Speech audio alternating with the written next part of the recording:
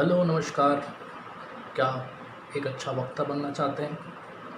एक अच्छा public speaker बनना चाहते हैं? अच्छा भाषण देना चाहते हैं ताकि आप राजनीति में लोगों को प्रभावित कर सकें?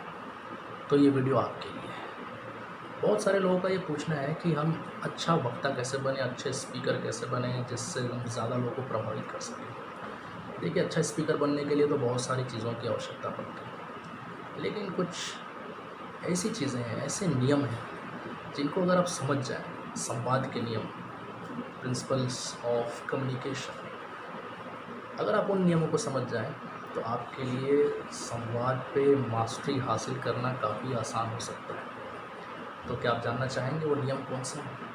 आइए जानने की कोशिश करते हैं। नंबर 1 सबसे पहला है, आपके जो श्रोता हैं, जो आपको सुनते हैं, वो आपकी सफलता तय करते हैं। Your audience decides your success.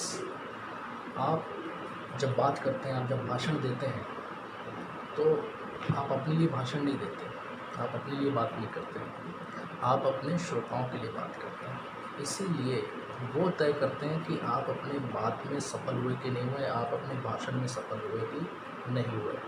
इसीलिए हमें अपने लिए नहीं, उनके लिए बात करनी चाहिए।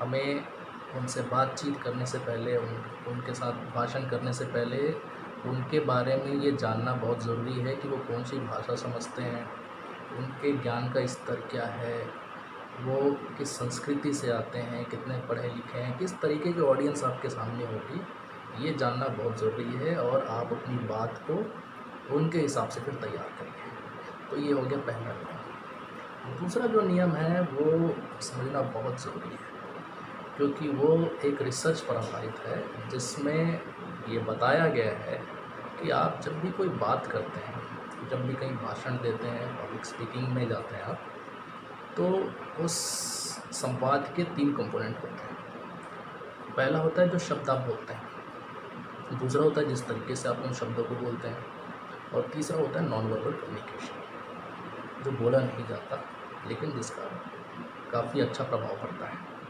तो आप जो शब्द बोलते हैं, रिसर्च के अनुसार ये कहा गया है कि उनका प्रभाव आपके श्रोताओं पे 7% का होता है। जिस तरीके से आप शब्दों का उच्चारण करते हैं, जिस तरीके से आप शब्दों को बोलते हैं, उसका प्रभाव होता है 38 यानी 38%। तो ये जो वर्बल कम्युनिकेशन है, जो शब्द आप बोलते हो, जिस तरीके से आप शब्दों को बोलते हैं, इसका कुल प्रभाव होता है 45% यानी कि 45%। अब आप कहेंगे कि अगर 45% शब्दों का प्रभाव है तो बाकी 55% किन चीज़ का प्रभाव पड़ता है?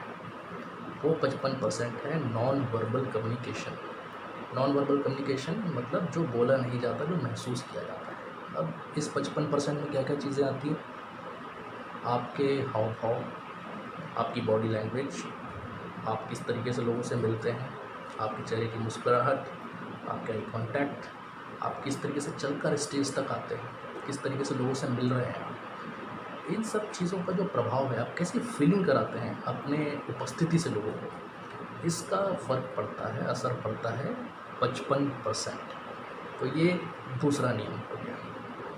तीसरा जो नियम है उसे हम कहते हैं कि action speaks louder than words. अंग्रेज़ी में कहावत है, जो काम होता है वो बातों के ऊपर ज़्यादा भारी पड़ता है। और ये एक साइंटिफिक प्रूफ है कि हमारे आँखों से जो नसें हमारे दिमाग पर जाती हैं और जितनी नसें हमारे कानों से होकर दिमाग तक जाती हैं, उसमें आप ये देखेंगे कि जो आँखों से जाने वाली नसें हैं, ये 22 गुना ज़्यादा होती हैं जो कान से होकर हमारे दिमाग तक गई। इसीलिए देखी हुई चीज़ों का असर काफ़ी ज़्यादा समय तक होती है और अधिक प्रभावशाली होती है उन चीज़ों के बजाय जो हम सुनते हैं। आप सुनी हुई चीज़ें हो सकता है कि थोड़े दिन के बाद भूल जाएँ, लेकिन जिस तरीके से आप महसूस करते हैं चीज़ों को, वो आपको हमेशा हमेशा के लिए याद रहता है। इसलिए आप शब्दों को बोल सकते हैं, लेकिन आप किस तरीके से महसूस किए होंगे, इसलिए आप उसे भूल नहीं सकते। इसीलिए बहुत ज़रूरी है कि हम लोगों को कैसा महसूस कराते हैं। अगर आपने लोगों को अच्छा महसूस कराया, भले बोलने में थोड़ी भूल चूक रह गई, तो लोग आपको बहुत लंबे समय तक याद रखेंगे। आपकी बातों को नहीं, आपको याद रखेंगे। और आखिरी जो नियम है, उसको अंग्रेज़ी में कहते हैं शट अप एंड लिसन। मतलब चुप रहिए और ध्यान से सुनिए। भगवान ने हमें 2 कान दिए हैं और 1 मुँह दिया है ताकि हम सुने ज़्यादा और बोले कम। लेकिन आमतौर पे आप देखेंगे इस दुनिया में होता इसका बिल्कुल उल्टा है। लोग बोलते ज़्यादा हैं और सुनने में उनका फोकस थोड़ा सा कम रहता है। लेकिन अगर आप एक अच्छा वक्ता बनना चाहते हैं, एक अच्छा पब्लिक स्पीकर बनना चाहते हैं, तो आपको सुनने की आदत डालनी पड़ेगी। इसके अलावा आपके पास कोई चारा नहीं है। सुनने के बड़े फ़ायदे हैं। सुनने से हमें नई नई जानकारी मिलती है। हम नई चीज़ों के बारे में जब सुनते हैं, उसके सार को बहुत अच्छे से समझते हैं, तो वो जानकारी जीवन भर के लिए हमारे साथ आ जाती है। और जब जानकारी हमारे पास होती है तो हम बेहतर तरीके से उसको प्रकट कर सकते हैं, बोल सकते हैं। दूसरी जो चीज़ है कि अगर हम व्यवहारिक रूप से इसे देखें तो सुनना एक तरीके से लोगों को सम्मान देने की तरह है। जैसा आप चाहते हैं हमेशा कि आपकी बात को लोग सुने, और जब आपकी बात को सुनते हैं तो आप बड़े गर्व और सम्मानित महसूस करते हैं। उसी प्रकार जब आप लोगों की बात को सुनते हैं तो एक तरीके से वो आप लोगों को सम्मान देते हैं, और जब आप लोगों को सम्मान देते हैं और वो सम्मानित महसूस करते हैं तो इससे उन्हें बड़ा अच्छा फील होता है। इसीलिए जो सुनना है वो संवाद का एक ऐसा अंग है जिस पे आमतौर पे लोग ज़्यादा ध्यान नहीं देते, लेकिन संवाद का एक बहुत अहम नियम है जिस पे संवाद की जो सफलता है वो उस पर टिकी होती है। तो हमने जिन चीज़ों के बारे में बात करी संवाद के नियम, उसको एक बार फिर से मैं दोहरा दूँ। पहला है कि आपकी सफलता जो है वो आपके श्रोता तय करते हैं। दूसरा, आपके जो बोले हुए शब्द हैं उसका जो इफ़ेक्ट है वो 7% होता है। जिस तरीके से आप शब्दों को बोलते हैं उसका इफ़ेक्ट जो होता है वो 38% होता है। और जो नॉन वर्बल कम्युनिकेशन, जो बोली नहीं जाती, जो महसूस कराई जाती है, उसका जो असर होता है वो 55% होता है। तीसरा जो नियम है कि action speaks louder than words. इसीलिए आप कैसा प्रस्तुतिकरण देते हैं आप लोगों को, कैसा आप फील कराते हैं और कैसा लोग आपको देखकर महसूस करते हैं, इसका असर 22 गुना ज़्यादा है जितना वो सुनते हैं और वो देखते हैं उसके मुकाबले। और चौथा जो नियम है वो हमें सुनने की आदत डालनी चाहिए।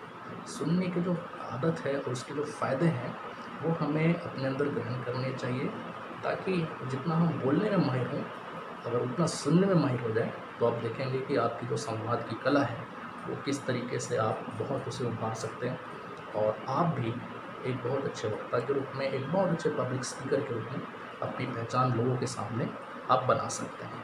तो अच्छे वक्ता के और भी जो गुण हैं और भी जो बातें हैं उसके बारे में अगले वीडियो में हम बातचीत करेंगे। अगर आप इसे फेसबुक पर देख रहे हैं तो लाइक कीजिए, शेयर कीजिए। अगर आप इस वीडियो को यूट्यूब पर देख रहे हैं तो चैनल को सब्सक्राइब करना, लाइक करना, कमेंट करना और शेयर करना ना भूलें। और अगर ऐसी बातें आप और भी आगे जानना चाहेंगे, सुनना चाहेंगे, तो आप मेरे प्राइवेट फेसबुक ग्रुप को भी ज्वाइन कर सकते हैं। इसके लिए आपको मुझे डायरेक्ट मैसेज करना पड़ेगा मैसेंजर के थ्रू, और हम आपको जो लिंक है फेसबुक ग्रुप का वो आपको भेज देंगे। Thank you so much.